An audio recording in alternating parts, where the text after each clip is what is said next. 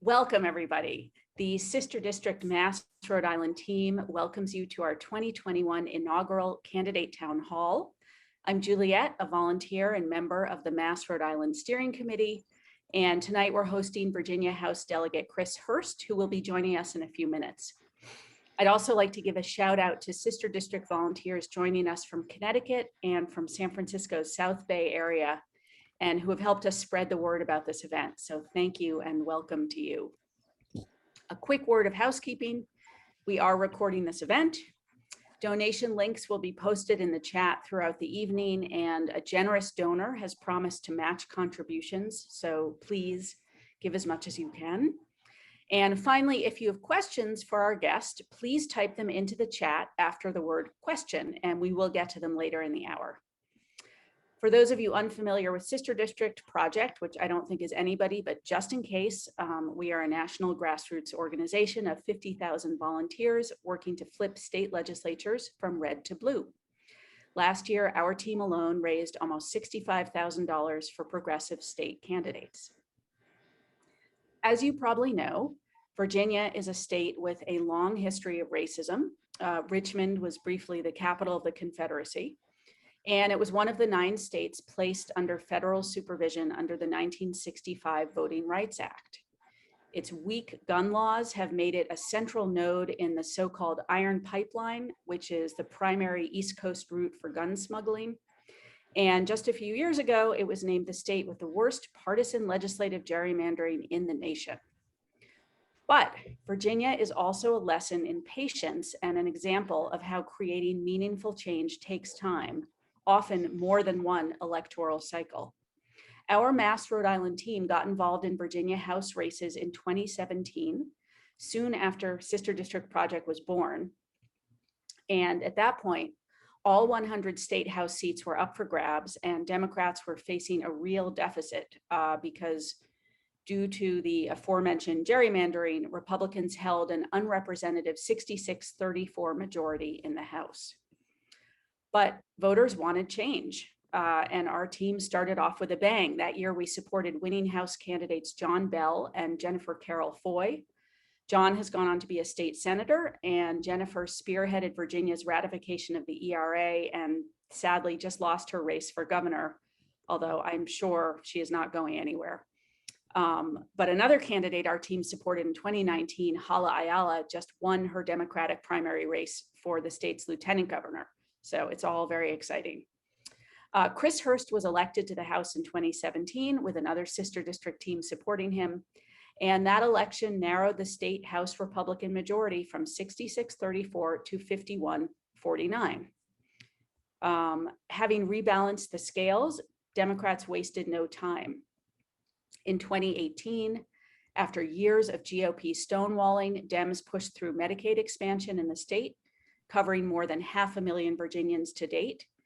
In 2019, the state became a blue trifecta and has been blazing through progressive legislation like a comet.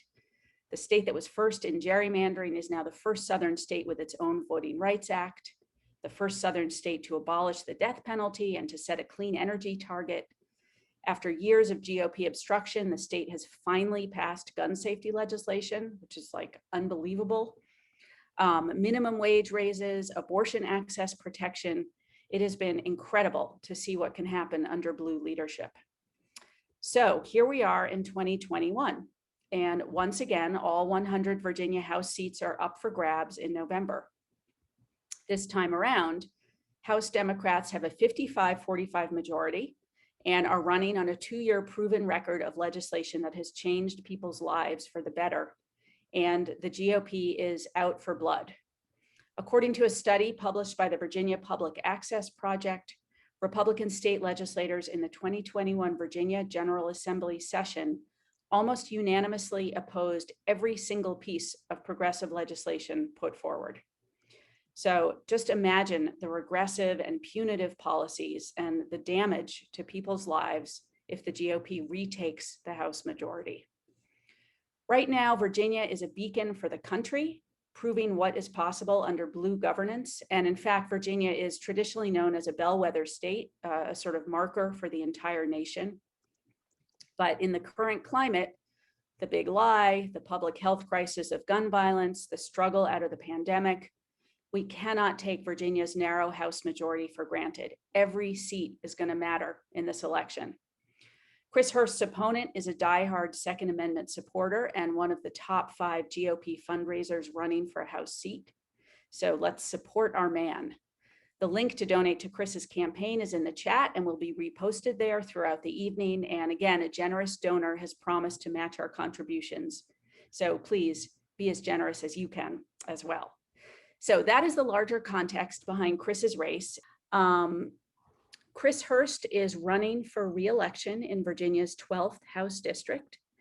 He has a Boston connection, which is very exciting because he graduated from Emerson College with a degree in broadcast journalism. As a former journalist, he knows how to listen to his constituents. And as a delegate, he worked with the Democratic majority to ratify the ERA. He has fought hard for gun safety legislation and quality and affordable education. And he has sponsored or co-sponsored bills relating to mental health care access, pipeline regulation, and family and medical leave. And we are very excited to welcome him back to Boston when he gets onto our Zoom call. But in the meantime, I want to remind people, if you have questions for Delegate Hurst, please put them in the chat section after the word question, and we will get to them. I know certainly one of my main questions is, Chris is in one of the 2 acknowledged toughest House races in the state right now, the other one being our other candidate, Rosalind Tyler. So we know how to pick them.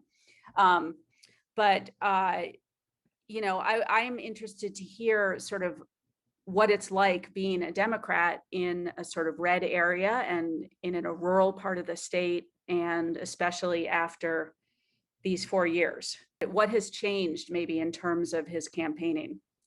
Because has the state changed? Has his district changed? I don't know. It's going to be interesting to hear that. So that is definitely one of my questions. And Julia, Chris is here now. Oh, Chris is here now. Welcome, Chris Hurst. Welcome back to Boston. Hey, good evening, everybody. Glad to be with you all. Yeah, I went to Emerson College for 4 years, my formative years in college, and some of my best friends are from Narragansett, Rhode Island. So it's great to be with all of you here tonight. Is there anything, before we sort of ask you our questions, is there anything you would like to share with us? We are all ears. Yeah, well, hey, it's again, great to be with all of you. My name is Chris Hurst. I'm the delegate for the 12th District in Virginia's House of Delegates, which comprises 2 college communities in Radford and Blacksburg, with Radford University and Virginia Tech, and then also all of Giles County, which is the Republican stronghold. So I just got finished going out and knocking a packet, and am doing that all the time now. You know, we have kind of just ramped up the campaign machine again now for the 3rd cycle in a row. So we are pretty experienced at this point, putting in the work and putting in the effort necessary to win campaigns. So that's kind of how our race goes. Whomever puts in the most work and the most effort tends to get that electoral benefit. We really respond well to calls, to doors, in addition to all of the stuff that your contributions help pay for. So I used to be a television news anchor. I was born in Philadelphia, got a journalism degree from Emerson in Boston, and then came to Roanoke about 10, 11 years ago to become a reporter at WDBJ, and eventually became the evening anchor there. Was at one point the youngest evening anchor in the country. I was 21 years old and doing the 6 and 11 o'clock news. So they had Andy Griffith on at 5:30, and then they had the Opie show coming on at 6 o'clock. So it was a wonderful time for me to get to know just an absolutely beautiful area, a wonderful part of the country here in Southwest Virginia, and was wanting to make it my home. And I'm very glad that it still is. I was in love in 2015 with my morning reporter, Allison Parker. We worked at the television station together.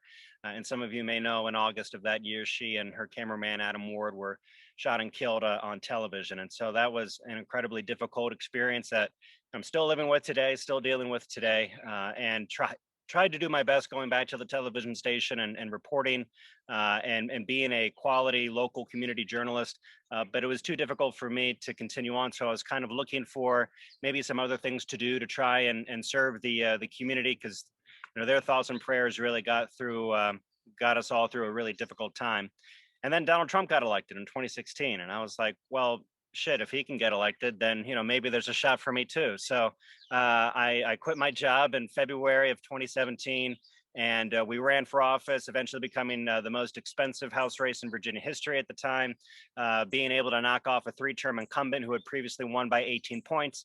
And as was mentioned, before I hopped on, being in a part of rural Virginia. We are the farthest out into the rural Appalachian Mountains that we have any Democrat in office. In fact, there's only a handful of Democrats in office representing, the entirety of Appalachia at this point, especially when you get south of the Mason-Dixon line.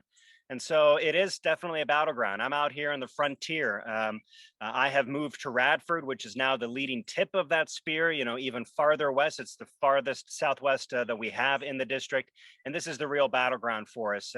We won the city in 2017 and in 2019, and that's why we won the race. It really is the battleground here in the southwest part of the district in Radford. Blacksburg, we have our Democratic base, about 80% for us.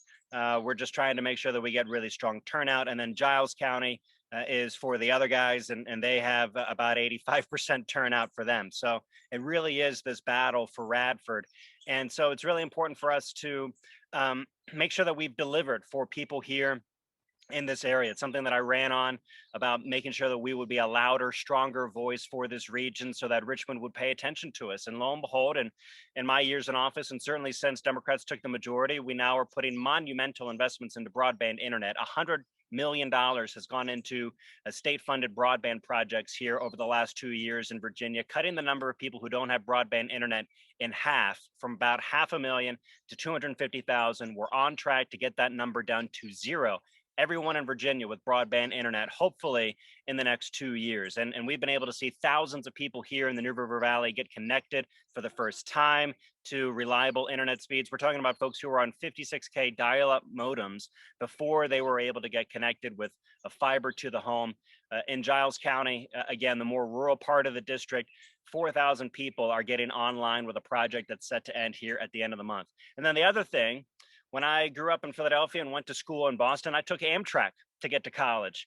We have a huge problem in our part of Virginia where we have this great university of Virginia Tech and Radford University, but it's difficult to get to because you have to drive Interstate 81. And, you think Interstate 80 is bad, Interstate 81 is even worse. And so we have been able to dedicate funding to improving Interstate 81.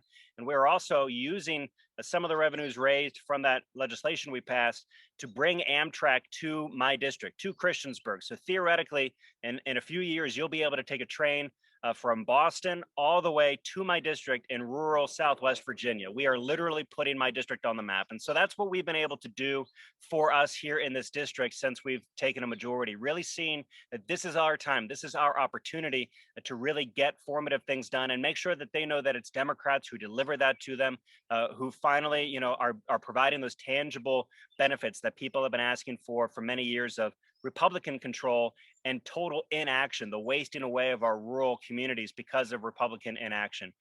And in addition to what we've been able to do for the district, you name it. I keep telling folks that if states are the laboratory for democracy, Virginia has really been doing a tremendous amount of good over the last 2 years. Just think that we met virtually in our part-time legislature that we have just a few months ago. And on the last day of our regular session, we were able to repeal the death penalty and legalize adult use of marijuana. And the same day, just one day, out of the first 2 sessions we've had in Virginia. So not only have we been going after strong criminal justice reform like that, but we've also gone from almost dead last in voting rights to now in the top 10 by doing things like early voting, no excuse absentee voting, same day registration, automatic voter registration. These are things, no more voter ID in order to go to the polls. These are things Republicans instituted in Virginia over the course of decades to try and suppress the vote. And we have been able to give the franchise to more and more people. While you look at all of these other states to your south and to your west, right? Georgia, Arkansas, Texas, all of these restrictive voting bills coming in at the state level. In Virginia, that's not happening. We're doing actually the opposite. We've been able to do comprehensive gun safety legislation, including universal background checks, extreme risk protection order, a cap on ammunition, and making sure that convicted serial domestic abusers don't have access to firearms. We've repealed all the onerous trap laws that are harming women and their reproductive health. So now we have fewer restrictions for women to be able to go see a healthcare provider for abortion services. That is huge for us here in Virginia when there is such limited access elsewhere in the South. You name it, we have done amazing things in 2 years. And we have a lot of really important stuff still left to tackle in the next 2 years. Trying to guarantee everyone paid family medical leave and paid sick leave is a top priority for us. Speedlining the timeline that we'll have a $15 minimum wage is crucially important. But also remember this, I think there's going to be winner and loser states over the next few years because of the bold action that's going on in Washington, D.C. with the American Rescue Plan and with the American Jobs Plan that hopefully will get enacted. We have a trifecta in DC. We currently have a trifecta in Virginia, and that means we can be willing partners to make sure that Virginia continues that momentum, continues its progression, continues to be this leading light, at least for all of the other southern states, to give people some hope that we can make some huge inroads in the South. We need to make sure that we hold on to these majorities so that we can continue to work with the Biden administration to take advantage of this truly once in a lifetime opportunity for all of us that is here before us with the American Rescue Plan and the American Jobs Plan. So it has been a whirlwind for me in the last 4 years of where my life started and where it is now.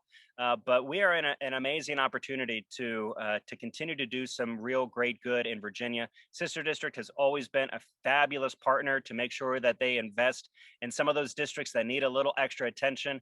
We are one of the most vulnerable districts we have this year in Virginia. It's going to be a difficult race. Our opponent is going to be well funded. The Good Old Boy Network is behind him in ways that we haven't seen before. They are upset that we have done a lot of rational, sane things to prevent discrimination from happening and make sure that everyone's treated equally. So they are coming after us pretty hard, but we're going to, as I said, do everything we need to do to put in the effort and to execute, which is why, we'll always take any opportunity to talk to anybody who's willing to listen about our race and what we have going on and see if they can lend us some support. So I've certainly rambled on and want to make sure that I leave plenty of time for questions. But I just, again, thank you all for your interest in our district and also your financial support and your volunteer support. You all are one of the best partner organizations I've had the pleasure of dealing with since I've gotten into this whole racket. And the benefit has been amazing. And the way you treat candidates is simply superb. So thank you all for what you do and for what you're going to continue to do in the future. Thank you so much, Delegate Hurst. That is a mind-blowing list of accomplishments in the past 2 years compared to Virginia's long history. So thank you for sharing that. And I'm going to just go right ahead and start asking you questions.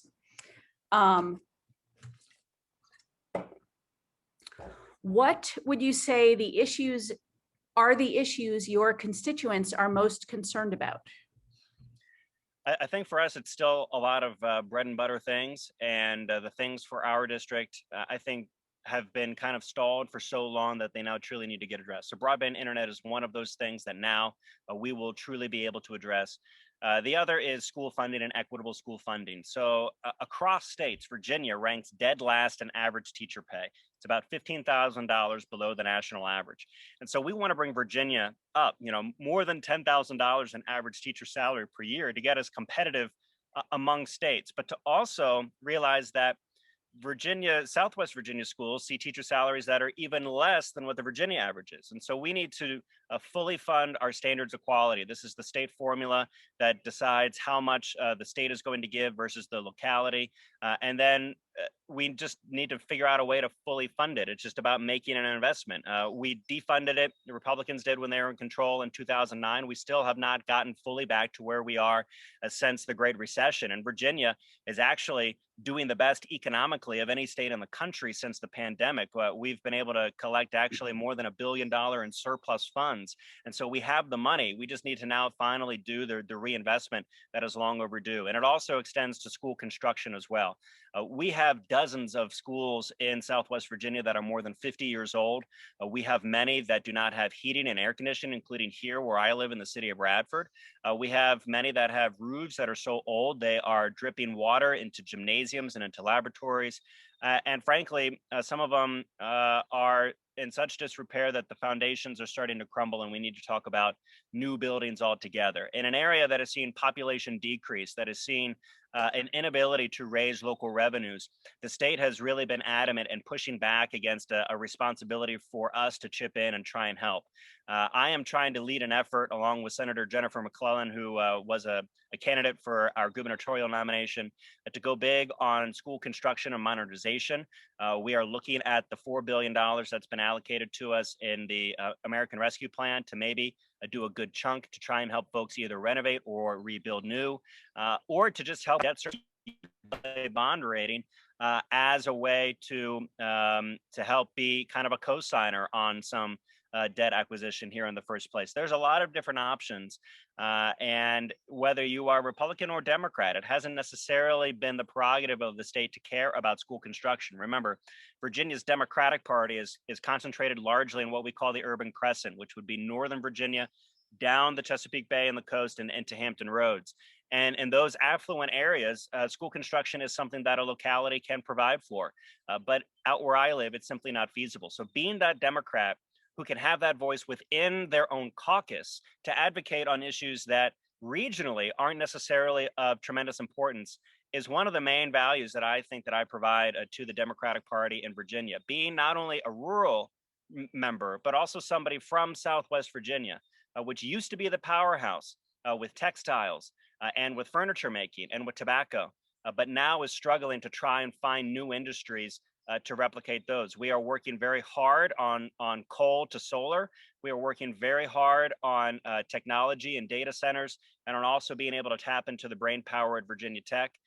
We see a lot of new opportunities here for folks along the Interstate 81 corridor, but we still need to address this chronic issue of school funding. And it's something that I really feel like if Democrats continue to go into a majority for too much longer without addressing it, we're going to start to smell a little stale to folks for not delivering on what we promised. Wow, that is shocking. Thank you. That actually dovetails into a question. You spoke actually the last time I heard you on Zoom, you spoke about sort of the importance of messaging from the Democrats. And, you know, how is it that things have been able to get to this point? How have Republicans managed to sort of message things so that we've gotten to this point of decay? And what can we learn from their tactics about addressing voters and reaching voters and communicating what we're doing? Yeah, I mean, I certainly think all of us have given a lot of thought to this, probably more than ever as the days continue to go on, and it seems like this issue is only going to fester. I feel like what Democrats and progressives need to realize is that we are not trying to achieve a manifest destiny for the country, you know, some type of a holier than thou mission that obviously, you know, would have negative consequences on the folks that we're, you know, trying to manifest. But I think it's important for us to realize that we are on, I believe, a righteous path towards good, towards justice, towards equity, and that is going to be a very uncomfortable journey for all of us. It's one that is worth fighting. It's one that is worth winning, but one that is inherently very difficult. And what I see out here is that the reason why folks aren't with us is because we are trying to do things that are causing folks to rethink some of their assumptions, to retest some of their relationships, to think about the world in a different lens, to essentially see the world through someone else's eyes. And that is challenging to a lot of people. And what I have seen that has been the best antidote, that is the simple inertia that we continue to work with to try and deliver that ultimate promise of fairness, you know, justice, equity, understanding, everyone truly being treated equal under the law. You know, it's going to happen as more and more people come to my area and adapt and are adopted.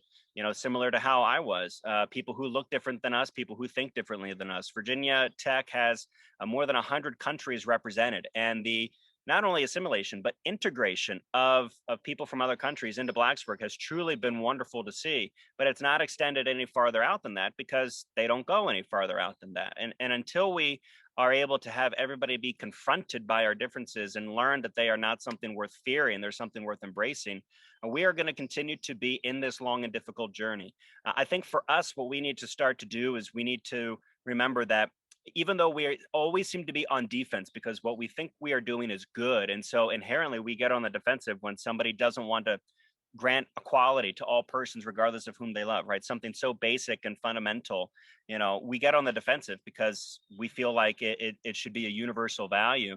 I think it's important for us to go on offense, right? To talk about the things that we have done well, delivering on broadband and really selling that message. We in our campaign are paying for digital ads earlier than anyone else. We're already going out doing paid communications online, celebrating about what we've done over the last 2 years, and making the basic pitch that if you think we've been doing a good job, you should give us the keys back again and hire us again for another 2-year contract. And I think that message will ultimately do well. But I am in the minority of folks that actually believe in getting that message out now.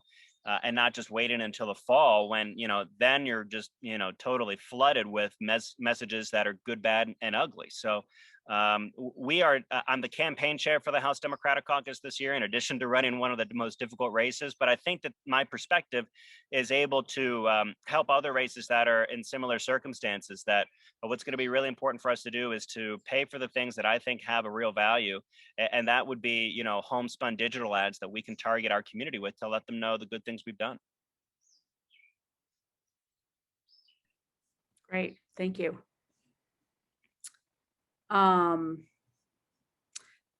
Question, what new legislative priorities will you take on if reelected, when reelected? Yeah, so it's something that I think everybody's trying to think about. Where do we go right now that some of the low-hanging fruit, as it's called. I mean, this is still a monumental shift in people's lives, and yet we kind of consider it low-hanging fruit just because we've been brought into the new majority. I think in addition to school construction, we also are going to be aggressive in looking at broadband alternatives to what we're currently doing, which is subsidizing the telecom companies to just do the work that they would tell us doesn't have a profit margin to be viable.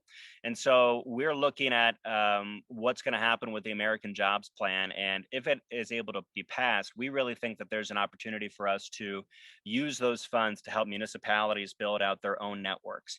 And we're doing this because, or want to do this because we're trying to cut at the affordability equation. After we get universal coverage, it's still not going to help the fact that people's bills are exorbitant and that their providers often are just one in their area.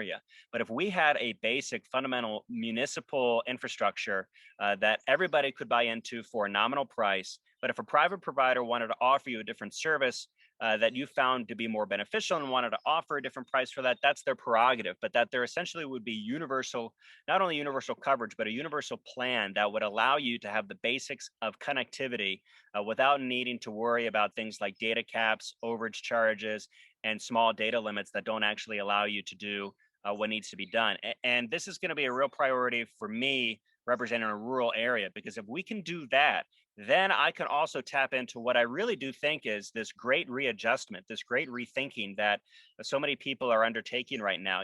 40% of all employees are thinking about maybe switching jobs, have a little bit of economic flexibility to take some time and think about it. And, my partner, Emily, my girlfriend, now we just bought this house in Radford. She's a travel nurse. She got COVID at work. She's still having problems with taste and smell, now 9-10 months later. She's been doing, 12-hour shifts with a mask for the, she's a little spent and kind of is thinking about maybe doing some other things, maybe going in and working for herself. We need to make sure that rural Virginia is ready to receive all these people who may want to live in a slower, pace, but at a higher quality of life. But we need to make sure that the internet is there for them to be able to seize on it. That's very interesting. Thank you to your girlfriend for healing people and working through this. And I actually was going to ask how COVID had affected your district. we're fairly lucky. We had a local task force with our local health department and civic leaders that did incredible work trying to make sure that from a broad perspective, there was but only so much that individuals could do to try and stem the tide. But their ability to work locally to try and prevent outbreaks, to try and stem outbreaks, was really extraordinary. So we had one of the lowest infection rates in Virginia, especially when you consider us in accordance with population density. And we were also able to get a lot of Johnson & Johnson, one-shot vaccines into arms for our college students before they went back to their home areas in Northern Virginia, Tidewater, and elsewhere around the country. So we've done a pretty good job. I will say that we are one of the few states that has given paid time off, paid family medical leave to frontline healthcare workers now and into the future related to the pandemic. And then, as a result of what happened to Emily, I worked with the Virginia Nurses Association. We were able to get a workers' compensation presumption for all healthcare workers who contracted COVID, that it would be presumed that they got it on the job and therefore would be entitled to workers' compensation. And despite the state Senate trying to mess with it and kill the bill out of fear from, impact to business, we got it done retroactively. Even though Emily has not taken any time off, has not received a workers' comp, benefit, or has not applied for one, this would mean that every single doctor, nurse, EMT who got COVID last year in Virginia will be able to get a workers' comp benefit from the beginning of the pandemic. And so that's something that I'm really proud that we were able to do. Only 8 states in the country have done that. And so I'm proud that Virginia healthcare workers are going to be treated like the heroes we say they are. That is amazing. Wow, that is really amazing. Okay, let's see. Speaking of another scourge, so a question from somebody: has substance opioid abuse been a challenge in your area as it has for other rural areas? Are there policy-related considerations for substance abuse that the legislature gets involved in?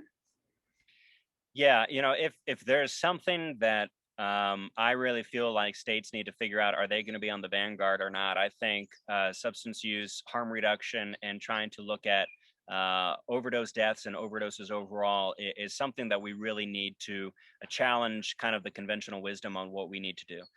I look at other localities around the country and other states and other countries, and it seems to me that we really need to just bring substance use out into the open to try and better identify and better treat and lead to better public safety. So we've done a lot of things for opioids and opioid abuse here in Virginia. We allow everybody and their mother to distribute naloxone. You can go and get it at the pharmacy. Naloxone is great. It will save your life. There are some consequences to that proliferation, including individuals, really knowing that they can go ahead and not worry about the quality of their product or worry about its particular dosage because they kind of have that lifesaver there with them. I'm not saying that we should reduce its ability at all. I'm just saying that we should really talk about, especially for rural areas, and this would be tough road to hoe, a very prideful law and order area. We need to have clean needle exchanges in more areas for folks all across Southwest Virginia, all across the country. What we have in addition to an opioid epidemic in my part of Virginia, we also have a hepatitis problem and other illnesses that are transmitted via hypodermic needle. So we have to make sure that there's clean access to it. I also think that we need to have conversations about figuring out ways to have a controlled supply available to those who are using. And to make sure that product could be reliable, because one of the number one reasons why over the last few years we've seen the proliferation in deaths is because people are going away from pills and back on to heroin because of the price. But that heroin is being stomped with all sorts of really terrible additives, including fentanyl and carfentanil that doesn't take much to kill you. So you take a dose that you thought would be something that would get you high but not kill you, and all of a sudden it's killing you. And this is happening to thousands of people across the country. If we really want to do this in a way that can actually reduce the people who are dying while also treating them as humans, we need to be thinking about not demonizing their activity, not demonizing an addiction, trying to bring it out into the light, and understanding that addiction and recovery is a lifelong process, and that we can't just say that folks need to get clean or be thrown into prison. We need to do, I think, a total reimagining if we want to do it, because we have kind of poked around and danced around the edges on this issue ever since I got into, reporting when I graduated college. I moved to Virginia. I was the crime and court reporter. So I cover the rise of opioid use my entire career. In order for us to actually really figure out ways to do it, we need to bring it out into the open. Cheers. Amen. Thank you. I'm just going to read you a comment from Ellen, who says, the story of legislation that ensures healthcare workers who contract COVID can get workers' comp is the type of story that needs to be aggressively publicized on morning news shows, etc. What a great accomplishment. So just putting that out there for whoever. Yeah, I am. When I first got elected, when I was running for office, my former friends at the TV stations and the newspaper, they treated me, like I was a leper. They wanted to stay as far away from me as possible. Over the years, they've kind of come around to treating me like any other, elected state rep. So we got tremendous coverage on that bill, when it got passed, especially when it was kind of on the ropes, and then we worked really hard to kind of get it over the finish line. So we have been trying very hard to get, and that's just one example of a good story. And there are so many in Virginia, which is why, again, I love the opportunity to talk to as many different affiliates of Sister District as possible, because there's just so many good things that we can share for what's been going on here in Virginia. Right. And that we can go out and share to our networks, which we are going to do. So Yep. Thank you. Okay, let's see. Another question. Are the two college campuses favorable for you? And are there any challenges for getting college community turning out for the general election? Yeah, they vote for us in droves. And in 2017, working with Next Gen, the Tom Steyer group, at one point, they had a petting zoo on campus to draw the students in that would then bring them onto a bus that would take them to the polling place on election day. So we have definitely done everything soup to nuts to try and get the college communities to turn out. The number one thing that turned them out, though, was Donald Trump being in the White House. With him not being in the White House anymore, I think that we're going to have a stiff challenge. Everybody is looking for an opportunity to take a break. Everybody's looking for an opportunity to unplug. And who knows what the sentiment of the students is going to be when they come back in the fall. So that's why we're taking the summertime to really develop the young Democrats at both Radford and Virginia Tech again, just like we did when we were successful in 2017 or 2019. It's like a college, sports team. You have to recruit well, and you have to expect the turnover. That some of your best folks may graduate, and we've seen that happen. Some of them, on our campaign have gone on to amazing things, either in campaign or in policy. But we're going to need them to help us out again. When we go out and do our college campus program, it's the simplest program that you can think of, because all of these students move from off-campus housing to off-campus housing, apartment complex to complex. So we just go to each complex that's a huge one in our district. Every fall, we knock on the door and say, hi, I'm Chris Hurst. Who are you and who lives with you? We just ask who these folks are, and in order to be able to get that good data for name and address, and then ask them to re-register to their new address so that they can make sure that they vote in a really consequential election. We make sure that they know that where they're from in their home district, generally it's a very favorable Democratic district. Here they have an opportunity to keep a seat Democratic. And I think a lot of the things that we've been able to do are tangible for folks, including college students. And I think what we've done for women's reproductive health is probably chief among them. Getting rid of a lot of onerous hospital restrictions, 24-hour waiting rule, having to have an ultrasound before you get an abortion, right? I mean, for a lot of women, that change has already been apparent to them. And we just need to remind them of, the small tangible benefit we're trying to provide people on an everyday basis. Right. And those are exactly the kind of small changes that are actually so enormous. I just have to say that a petting zoo sounds exactly like the sort of wholesome, warm and fuzzy thing that the Republicans would love to cut. So I think that's a great idea. I know my kids would be there. Okay, let's see. More questions. Oh, I know we're getting, okay. Let's see. How has your district changed since you've been in office, if at all? Whoops, I lost my phone there. Our district has changed for the better in a lot of ways, right? So another thing that we are really trying to actively tell folks here is that whether you want to ascribe, the credit to me or to Democrats, progressives, whatever you want to say, this district is growing. It is on the rise, and like I said, with Amtrak coming here, it's beginning to be on the map. We, just like many other areas, are facing a housing crunch. Ours on the supply side is simply because we don't have enough homes for people to live in that want to move to the area.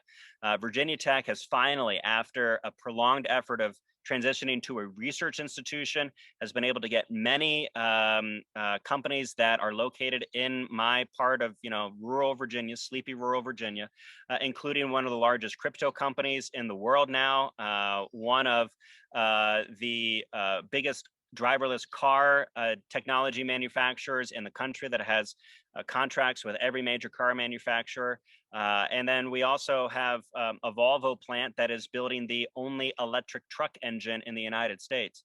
So we have a tremendous amount of opportunity to get economic development here, to bring new jobs here, to grow families. And then we can finally start delivering on the things that folks will say to me is really important to them, but they don't ever want to really admit it, which is they'd like a Cheesecake Factory or a Trader Joe's or a Whole Foods where I am.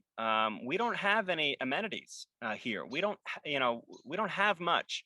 And so that means that trying to retain families here, trying to give them reasons to stick around after they go to tech or graduate as a graduate or PhD student, but we have to make sure that the quality of life amenities are there. Now, we have the great outdoors, and we're doing a lot to try and build, regional trail networks to try and to continue to develop, outdoor tourism. But we have an opportunity to really grow in the next 25 years, about 25,000 in population, which would be a 25% increase with where we are now. And that means that we need to have leaders in Richmond who know how to navigate the system and know how to get money funneled back here for investment. So, being on the Appropriations Committee, even after only serving for 4 years, means that I have a hand in writing the state budget, which means I can make sure that rural Virginia and Southwest Virginia gets looked after. And so wanting to make sure that we have those good, hardworking folks in the right positions I think is critically important, because we have an opportunity to make, I think, a once in a generation kind of change here. But just like so many other regions across the country, we're in competition with them. So we need to make sure that we realize that and put in the effort necessary in order to try and get more people here. Mm-hmm. Okay, we have a couple, I'm going to wrap up very soon, but we have a couple questions about, and you've addressed this a little bit, but how to brand the Democrats as responsible for broadband, especially in your rural area. Do you think your constituents recognize the reason they have broadband now is because Democrats are in power? They know, I think, that it's coming from a public-private partnership, that it's coming from, a state subsidy. We actually are in the process of trying to figure out the answer to that question in a more precise way with some polling. And I'm optimistic that if we can put money behind a message, people will eventually buy it. They'll understand it. And so we're going to continue to put funds behind that message to get that, marketing narrative out there and be successful with that, because also the dichotomy is so clear. Republicans cannot claim any ground on that, because when they created this special fund, they didn't put any money in it. They created the fund and patted themselves on the back and didn't put any money in it. When we took power, we put $100 million in it overnight. And then with the rescue plan money, we're talking about maybe closer to $1 billion with a B dollars that the state will be able to allocate towards broadband to go after affordability and also the unserved. And so all we have to do is just cheerlead the message. And so it's been getting out there in the press, but we need to make sure that there's also paid marketed advertisement, that sells that message too. Mm-hmm. And actually, I was going to ask, do you think people in your district sort of recognize that the American Rescue Plan benefits stem from the election of Biden and a Democratic Congress? Sort of see the connection between those? Again, another thing that we're going to take a look at. My inclination is probably not much right now, but that we are in good consultation with national groups, like the DLCC and the DNC, and there are definitely conversations about making sure the rescue plan is sold and the jobs plan is sold, because I can't find a more compelling story to go out and try and sell voters on why you need to kind of keep with what you got right now, to finally make once in a lifetime investments in ourselves for a change. We all know in our history books the last time we talked about this kind of investment in American infrastructure and an American workforce in the economy. But when's the last time we lived through it? It is truly, truly astonishing what we are trying to undertake here that has broad bipartisan support from the public and actually has the ability to feasibly get done in DC. We need to start selling the message on that again now. I couldn't agree with you all more. We are doing it here in our campaign, and I'm urging my colleagues to do it here in the House. And at the same time, we are having conversations at the national level to make sure that it's sold in Virginia and sold nationwide.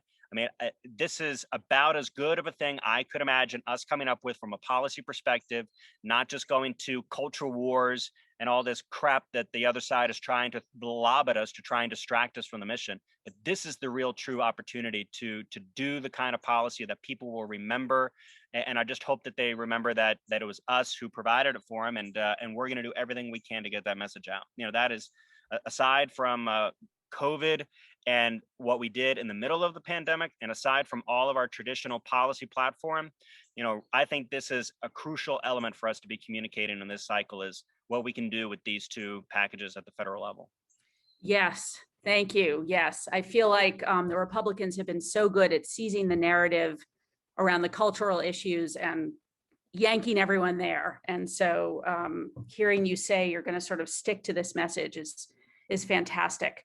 I'm just going to let everybody know before I turn it over to Michelle. I'm going to let everybody know that we have reached our matching funds. So thank you so much to everybody Thank you. who's Thank you, donated. Yeah, I'm delighted to report. And now I'm going to turn it over to Michelle, who really is the den mother behind the Mass Rhode Island Sister District team. Yeah, so thank you, everyone. I know everybody's so tired, and it's been a long time, and so it's been a lot of energy to get back up and going again. And Chris, your message is just so strong, and I think that this message about early fundraising is just so important, because one of the things we're doing right now is we are hosting weekly phone banks right now, and we've been calling for Chris for the last 4 weeks. And I know that a lot of people think, oh, phone banking, that's something you do in September. But the early phone bank is really the best, I think. People are not frustrated yet. They're still listening to the message. We're really talking to people. And, we just did some statistics about some of the calls we made. And in 4 nights of phone banking with just, a handful of volunteers helping us, we've had, we called over 1,000 numbers. We've talked to more than 93 people. We cleaned up over 200 bad numbers that need to be cleaned up on the list. And we've, recruited 15 possible volunteers from the local community. So it's just, yeah, I mean, it really adds up. I mean, we just sort of, we have them every Thursday, 6:30 to 8. We have a nice group of people. We have fun, believe it or not. And we'll add more nights or more days if we have more people who are able to host. So let us know, and we'll have, there's a phone banking link to sign up. The same thing, with the dollars. I mean, Emily's List, like many of you know, the acronym actually stands for Early Money is Like Yeast, makes the dough rise. So, all that stuff about hiring campaign staff and figuring out the digital ads that are going to connect with the voters and tell them this message about what these Democrats have done. And Chris can tell you more what they would do with that money, but that's what this early. So we have a fundraising goal of about $8,000, and we're about, I think, well, we're a lot closer to that now. So, that really helps. And one of the things that we've been trying to get people to think about is, your social network is really the place where you can make a lot of difference. So if everybody on this call, contacted 5 friends and told them, hey, here's what I'm doing, here's how you can help. We have a little template. It might be that you invite them to donate $5 or $10, or they can join our phone banks. They can sponsor our phone banks. Last year we did a thing where people actually sponsored our callers by donating 50 cents a call or whatever, whatever metric you want to set. It inspires our callers to keep calling, and it gets more money to the campaign. So, and all that money goes directly to the campaign. We don't, as a team, we're completely volunteers. Nobody gets paid anything. And sister district headquarters also, they don't, they take none of that money. It goes directly to the campaigns. So that's my spiel. Thank you all. I'll pass it back. Okay, thank you so much, Delegate Hurst, for taking the time to educate us and for serving your state and really the country. Do not forget to donate to Chris's campaign if you haven't, and the link is in the chat. Thank you, sister district guests from Connecticut and California, and thank you so much to all of you for attending and for supporting democracy. We are not going quietly into that good night, so with your help, we will prevail. So Chris, we're rooting for you, and we're going to keep working for you. So thank you, everybody. Good night. Thank you, everybody. Thank you so much. This is awesome. Have a great night. Thank you. Thank you. Woo.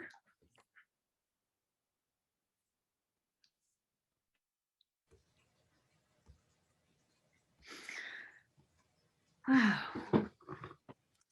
tell you, he has star power, doesn't he? He's just awesome.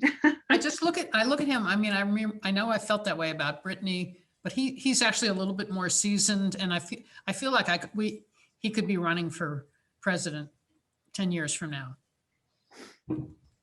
Yeah, he's such a strong candidate. And I just like, I love that he's doing exactly what has been missing, all these years with Democrats, which is just, I mean, which Biden is doing too. I feel like just staying on what's important. Yeah, no BS, right? Just, just and not getting caught up like you said in the culture wars. I think, really. Yeah. I'm just gonna take a few people who probably left at some point.